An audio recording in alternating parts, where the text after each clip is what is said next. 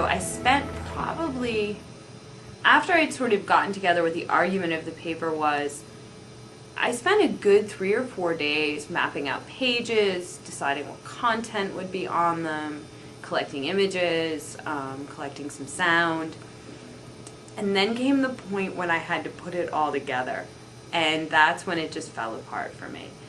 It was coming close on the deadline, and I just wasn't, I didn't even get that far in the actual production because I'd spent all this time mapping it out because I was trying so hard to make sure that there was an argument, to make sure that it wasn't sort of completely freeform. I'm not a poet. So, for me, it has to have some sort of structure in order to be writing.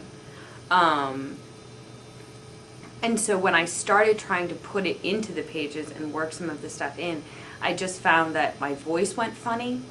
I didn't know who I was talking to anymore in the new media stuff. Like, I felt like I was being almost personal and confessional in places that I was not comfortable with in an academic setting. And it generally just sort of got to that point where I said, I don't know how to do this.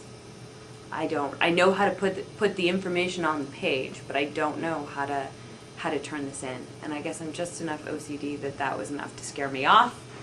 And I ended up writing a regular paper. And at that point, it was easy. It was sort of the last minute. Where all of a sudden I had to take all these notes and create, the 20-page manuscript, when it wasn't in that form at all. But I found that was faster. Because then, of course, I was sort of starting to worry about, well, then what colors am I choosing? What's my rhetorical purpose for choosing these colors, these this, these that? And so I ended up being happier with the paper, I think. Happier given the time frame.